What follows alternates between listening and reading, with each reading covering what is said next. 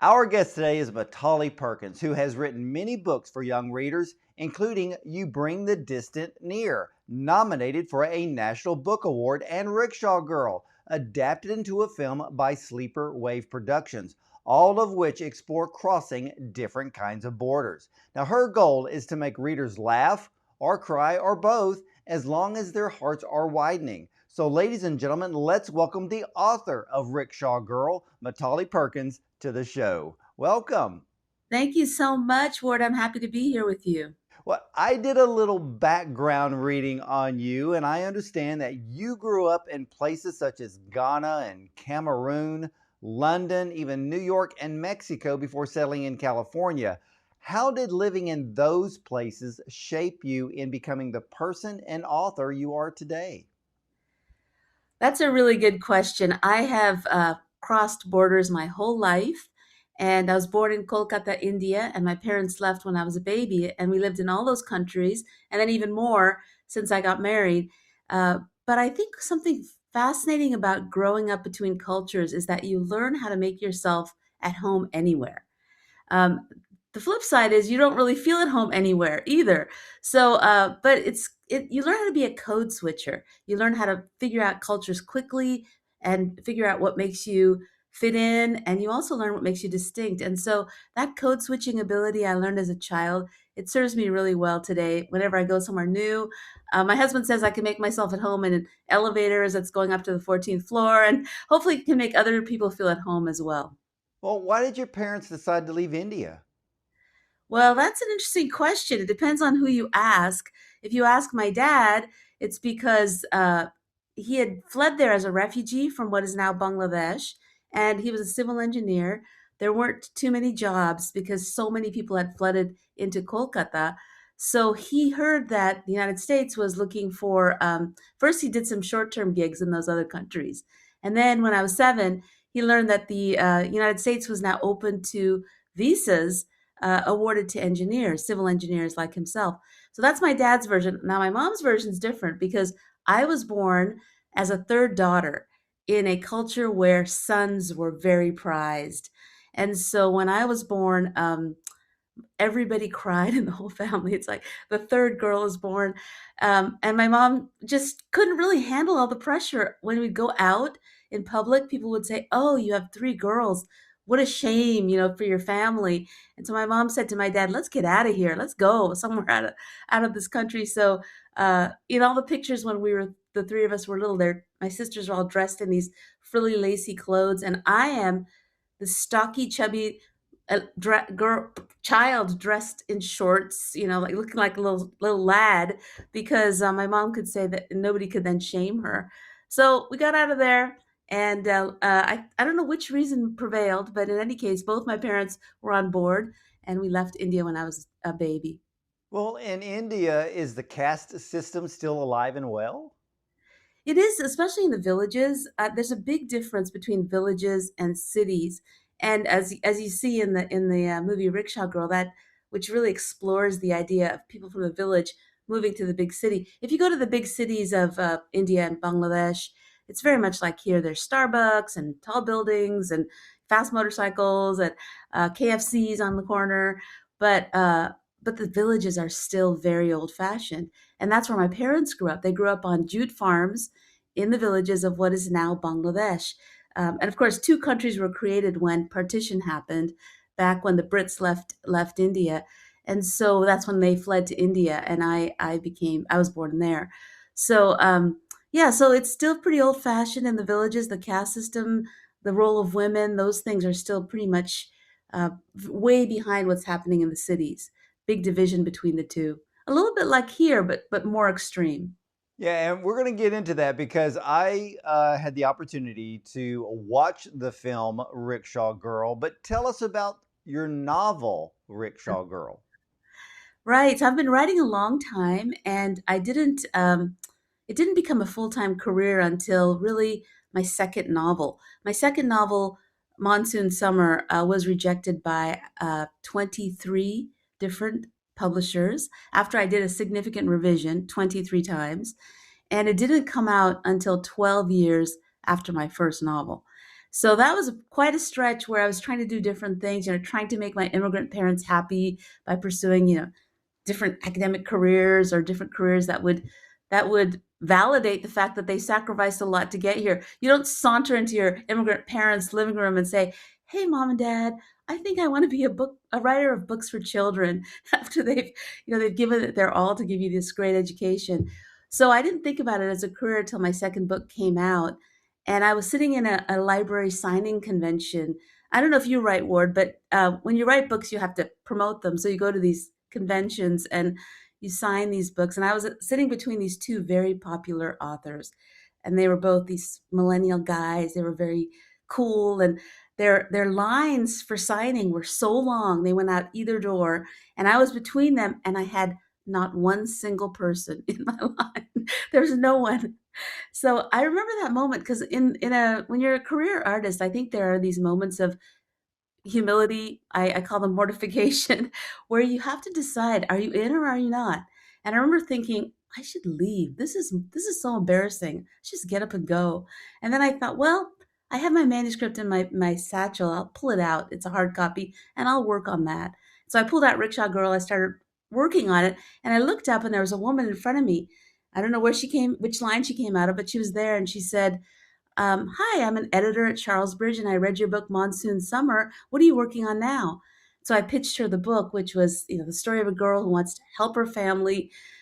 She lives in the villages, and she's an artist. Now, how's she going to help her family as an artist economically? First of all, as a girl, it's impossible. Second of all, as an artist, how's she going to do that? So Judy O'Malley, the editor, said, "Well, let's see that manuscript," and that's how the book got published. From that moment of mortification. So it was years ago, Ward. It didn't do that well at first. It was translated into several languages, into Taiwanese and Mandarin and um, Japanese, Korean, and that's where it started to get traction because it's a story about duty and honor, about a girl who wants to help her parents, and that did well in Asia. And then it came back here, became a stage play, my mom and I went. It had already been years since when that happened, and we went to the play. We're sitting in the theater, and there's a scene where the girl crashes her dad's rickshaw. This is a rickshaw. I have a little rickshaw here to show it's you sit in the back, and anyway, she's riding the rickshaw and she crashes it, and my mom and I gasped, and we clutched each other's hands, and we said, "Oh no, what's going to happen now?" And my mom looked at me and said, "You wrote the book, you wrote the book," because I'd completely forgotten that written it. And then now it's a movie, Ward. I don't know what is happening to this little girl, Naima, who came out of my imagination and has now pedaled her way to Amazon Prime and Apple TV, but it's a bit of a miracle to me. Well, I, I loved the movie, and more importantly, I love the story, and because there's so many elements to it. When it was first pitched to me, and I saw the movie poster, I was instantly wanting to know more. I don't know if it was because of the color of the poster, it's so bright and vibrant, but just the name, Rickshaw Girl. What is that? Because as we, for many people who will see in the movie, that is a male dominated uh, job. I'm not going to call it a career. It may be a career for some, but a job. But more importantly, there's the other stories and subplots going on with her. And I loved it because of the fact that the telltale sign. I think that one part of the movie where we had just mentioned, people who live in a caste system in India, and we'll use India as an example, from the villages, they know that life. They know there are big cities in India. Many never get to go to the big city. They dream of the big city. But to see her enter in, and then she takes that particular job where she's in that apartment, and to me, that was like night and day from village to big city. She saw things that she had never seen before. And I was taken back because I was trying to think, and Mitali, that how is she going to respond to all of these new things around her? Even the technology. that was around her because she's a girl. She's not walking around with her face in a cell phone every day. She's talking to people. She's living life. She's having human interactions.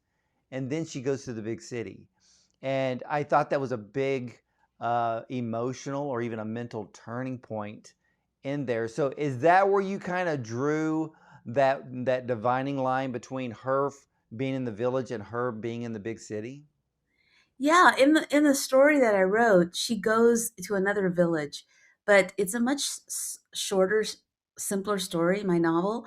But in the hands of the skilled director Amitav Reza Chaudhuri, who is one of Bangladesh's most brilliant directors, and the other filmmaker, as the screenwriters and the cinematographers, it took shape as this in a narrative arc of a teenager who's coming of age, and it became this quest to find her mission, her purpose. There's one line in the movie that jumped out at me, and it was about the city of Dhaka, which is one of the biggest, most densely populated cities in all of Asia. It's the capital of Bangladesh, and she's overlooking it from a rooftop, and a watchman comes up and they have a conversation, and she says, the city, it's so ugly when you come close to it, it's so beautiful from afar.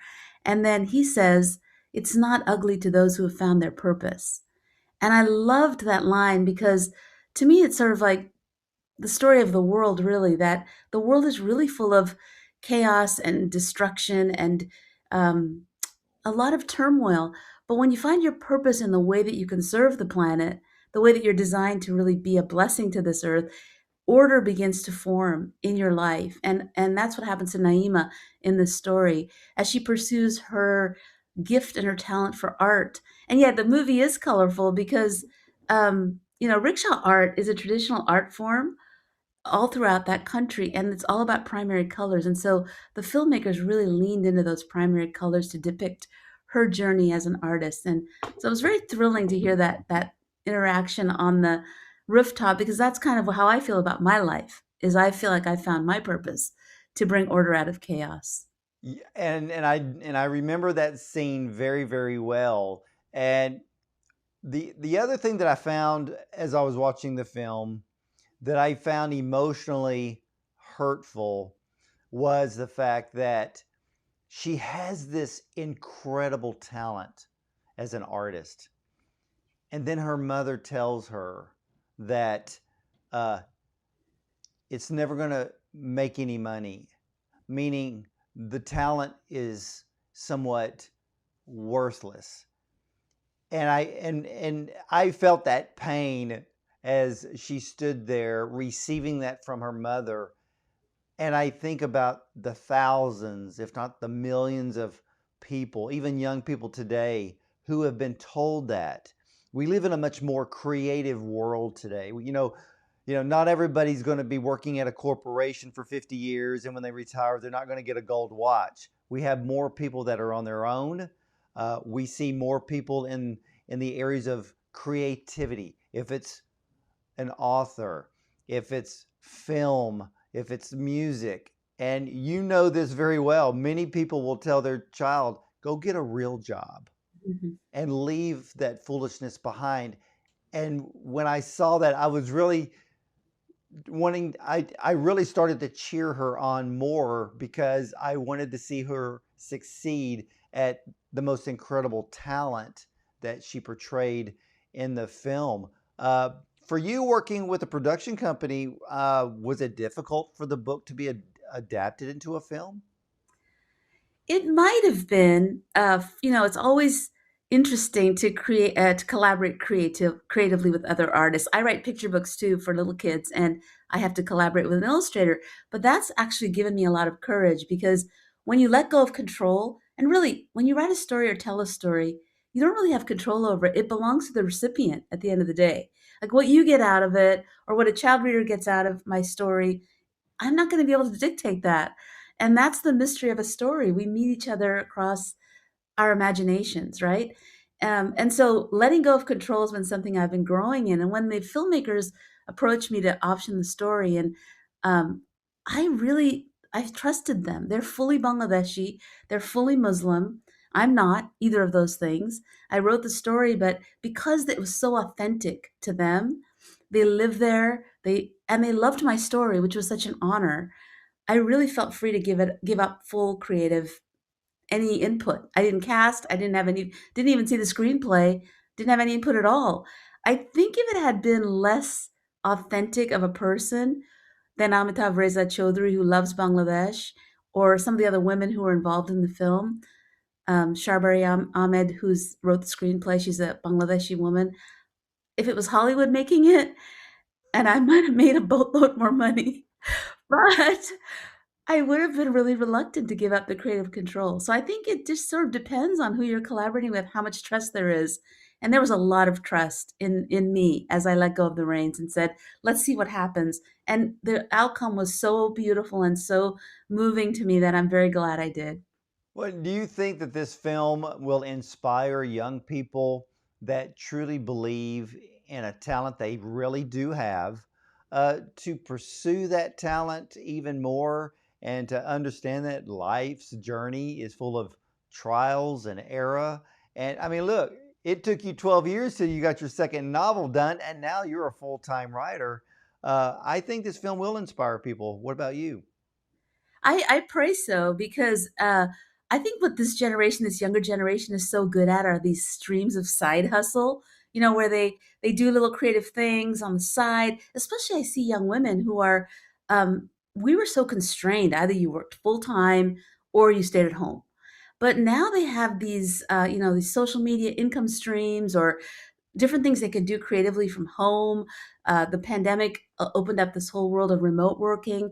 So there are these side hustle streams. And somehow, in my foolishness in pursuing this career, I've sort of become like a hero to these millennials because, my side hustle became my main thing and I make a living out of it. And they think that's amazing. And looking back, I think, my poor parents, now that I'm, a parent myself, I think, wow, but they came with me. And one thing I had all the time, you talk about the mom not giving her blessing to the daughter, but the father gave the blessing, right? Her father said, there's one scene where she says, "Don't stop painting, Naima." And I lost my dad just before the movie was optioned, and my father always said that to me. He was so proud of my writing.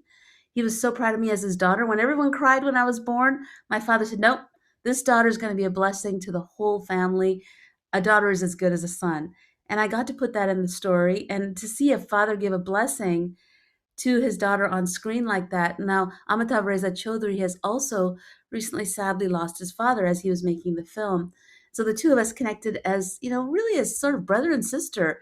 He calls me older sister, and over the fact that our fathers did give us that blessing in our art. And so the film is about a father who does that to his daughter and how much that can keep a daughter going or a son going or a child going when someone looks at them with a loving gaze, looks at their talent with a loving gaze and says, "I see this beauty that you're adding to the world. I don't know if you're going to make it as a full-time gig, but I see it, I value it, I admire it." From a parent saying that to a child, it's vital. So I'm glad I had that. And I pray that maybe it will inspire parents both to give the blessing and for young people to receive it.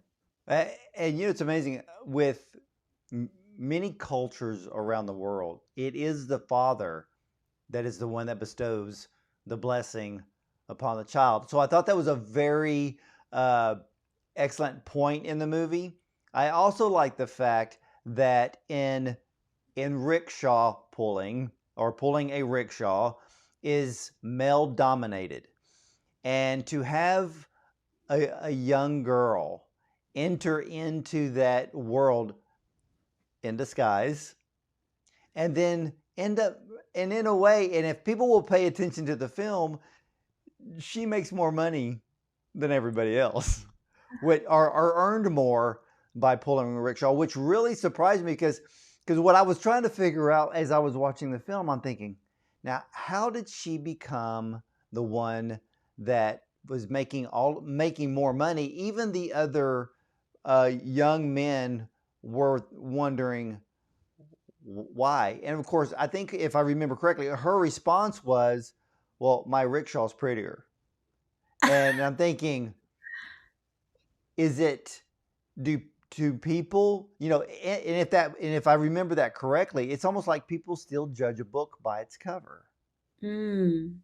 Well, yeah, they use the rickshaws for weddings, and you want to be seen in a beautiful rickshaw. It's part of the it is. It's sort of like your accessory, and so that was part of it. But if you remember the scene where she used her artistic skills to map out the city because she was trying to figure out where the routes were, so she drew a chalk drawing on the sidewalk. So that helped. And then it was also the fire in her belly because she had to prove to everyone that she could make it. And so her stakes were higher. She wasn't spending money on buying, cheap cigarettes or as she said in the scene with the guy who's a little jealous of her. She says, "Well, I'm not spending my money on my girlfriends, right? So like you are."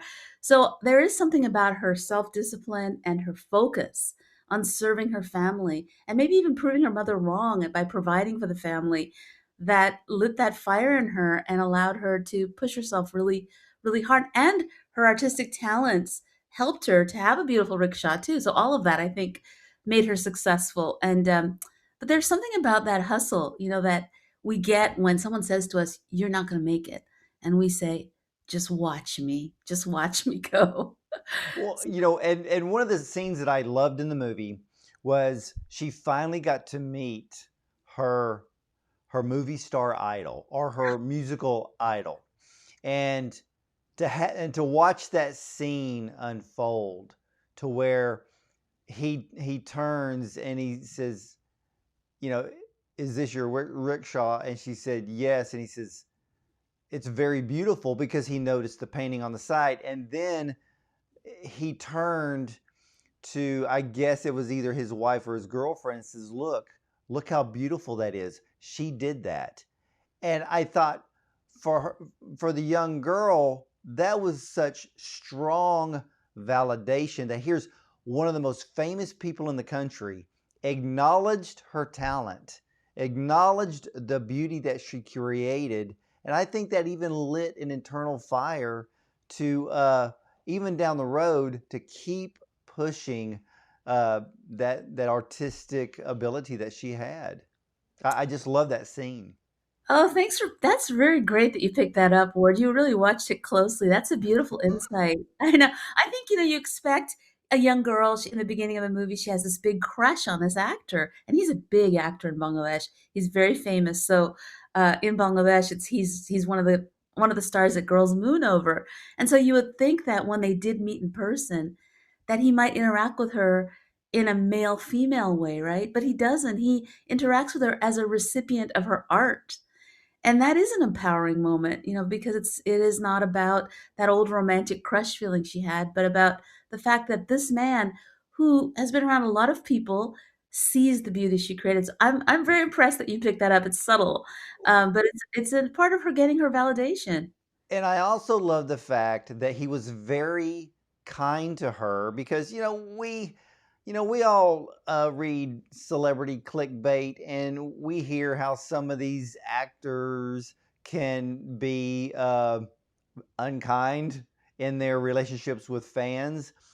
And I thought that him being so kind and humble before her was just a touching moment because she needed that. In the film, there's a lot of parts in that film that can be very disturbing and hard to take because of you're walking that emotional road, that journey, that tightrope with her, and then you see this scene and I love the fact that with the filmmakers, where this scene, it's bright, it's cheerful, it's happy, and it's in within the gates of this, I guess, this film studio.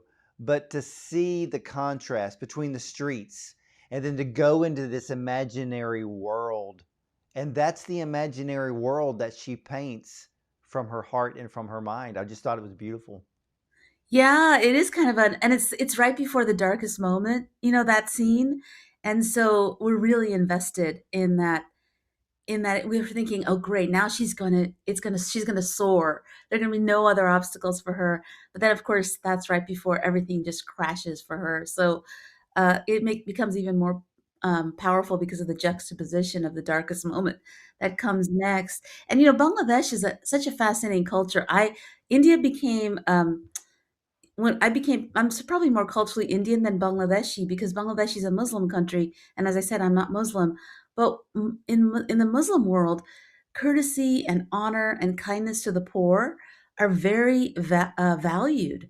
And so that scene that where you mentioned his humility and the way he honored her, that would be something that is esteemed and in Bangladeshi culture, the kindness to the poor. And so it really that's what I mean when I handed over creative control to the filmmakers who are so fully from that culture. They added in those nuances that somebody from Hollywood might have missed, right? The moment where a celebrity can be kind to somebody from a completely different social strata might have been missed in a more kind of a action-oriented, but the nuance of their characters, I'm so glad you picked that up because that is one of my favorite scenes too. It is. Now, are there any differences between your book and the movie in the storyline? Many, many differences. Many differences, huh? But you know what? I when I write a story, I like to weave together three things. So I always tell kids there's three P's in every scene, and one is people, and the second is place, and the third is plot, right? And so when it comes to people, the character of Naima, as embodied by the actor Navera Rahman, is very much like my character. She's feisty, she's fierce, she wants to help her family, she's got the streak of little rebellion, and so whenever I do interviews with Novera and she's next to me, I always look over and think, "Hey, I made you up. I created you," because she's so much like that character. So the character's the same, similar, even though she's a little older in the movie. And the place, of course, I said it in Bangladesh, but so I think they richly gave a sense of place in the film. I was so happy about that. But the plot of a girl trying to help her family who's an artist, a girl who will do anything to try to save her family, a girl who loves her father. That's all in the story, but they made it much more of a mature kind of coming of age with really serious obstacles, like dangerous obstacles that make the movie much more, I'd say PG 13 than my book, which is really read by anyone up from second grade. So they deepened it, they richened it, they made it much more of an young adult movie storyline, and it's all the better for it, I think. Yeah, it definitely is. And one of these scenes in the movie, and after watching the film, I had to go back and I'm thinking of all of the different because the movie, ladies and gentlemen, is just fantastic, and you really need to see Rickshaw Girl. But one of the things that I noticed as I was doing some research about you, you made a statement that books are your safe place. And when I read that, it took me back to a scene in the movie where in the evening, the sun has already set. She climbs upon this metal roof and she starts to paint, but she's already had this beautiful, incredible, large mural that covers this roof. And as she's up there, as I thought back to what statement you had said that books are your safe place, painting was her safe place. And then if you're thinking about this elaborate mural that she painted on the roof, most people will never see it but her. And it's almost like the only other entity that would see this would be those in the heavens. And I Mhm. thought that is a remarkable scene because a lot of people who have creative talents, they spend a lot of time by themselves working on that talent. Like you write books, you're writing books by yourself. You probably have a quiet space. So that's what I picked up from that scene when I read the statement that books are your safe place. So why are books your safe place? Well, I talked about kind of bringing order out of chaos, right? And I think both when you read stories, and I read so many stories as a child, there is that joy of a hero's journey where you're taking in the fact that the human spirit is so indomitable and can triumph over so many things. And so, if you take that in as a child with story after story after story, you develop a certain resilience when your own life becomes chaotic. And the stories really inform a child. Multi-storied child reader who has read many, many stories is so equipped for a life of challenges. And that was true for me for sure. But when it comes to writing, um, I remember when my dad died, and the grief's just overwhelming because I loved him so much. And it wasn't until I began to write bits and pieces of poetry about his life or memories that, for me, the healing began. Because what happens with creating anything, whether or not it's for the consumption of other people or the eyes of other people, the act of generating something, it's a way to put your fist against the chaos and say no, and against suffering and grief and evil and death even, and say no. There's more beyond. There's more to the story than meets the eye. And so you get in this flow when you create where historical time stops, and you're in this sort of marvelous flow where you don't even know that time is going by because you're just generating order out of chaos. And that's godly work, right? That's beautiful work. And so we've given that as creatives. And even if we're not doing it for money, whenever we're doing anything in a garden or in a kitchen or on a television show, where we're using our creative skills, we're able to align ourselves with that ordering force that brings beauty where there's no beauty. And I think that's being part of one of the great gifts of being human. So. It definitely is. And this story, and you've been talking about it a lot, which I love. And the setting is in Bangladesh. How do you think that the story based in this territory will connect with American audiences? Well, as any story involves us crossing borders to some extent, and so this is a far away journey for American audiences. But the amazing thing about crossing a border to go into a story is that, and imagining another life, is like what you've just done so beautifully as you talked about the scenes that spoke to you, is that you go far away to another country. You had to imagine the life of a dark skinned young woman living in Bangladesh, and here you are, Ward Bond in Texas, and you traveled with her. And when you imagined her life, you said, hey, I'm like Naima. I'm like her. She and I, we could be friends, right? I could cheer for her. And that's the miracle of a story, especially one where you travel so far, because you travel far, you think, oh, this is going to be a window to another culture. This is going to really open, and I'm going to do it because I want to learn about the other culture. Then you go through the window and you see yourself reflected, and the window becomes a mirror, and you think, I'm like that. We're humans, and that's the miracle of stories. They connect us, and they form these bonds. And so I would invite American audiences to come travel over to Bangladesh in this big city of Dhaka, watch this hero's journey of a girl that seems so different than you, and find yourself there. Put yourself in that story, and then let me know. You can find me all over social media. I'm on Instagram, Twitter, and let me know how you connected with Naima. I would love to hear more about that journey that you took as you watched the Yeah, movie. ladies and gentlemen, Rickshaw Girl is a fantastic movie, and there's so many parts to it, but all of us can relate to it. And I really loved her toughness. Um, I loved her determination. And I love the fact, I think I may watch films a little differently than most people because a lot of films I do watch is because I am working on a television interview. So I look at many different factors, and you have to look past, the storyline or look past the beautiful settings or whatever.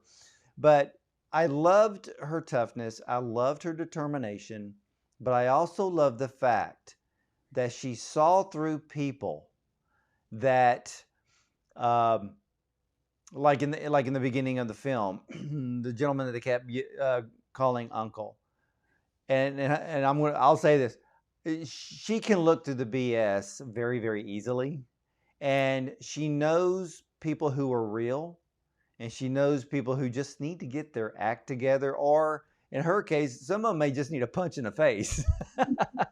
you know, and I love that about her because of the fact that sometimes when you have a creative talent, you have to have a little bit of toughness and determination not to let the outside forces get you off your creative path, or for many people, to get them off their creative calling.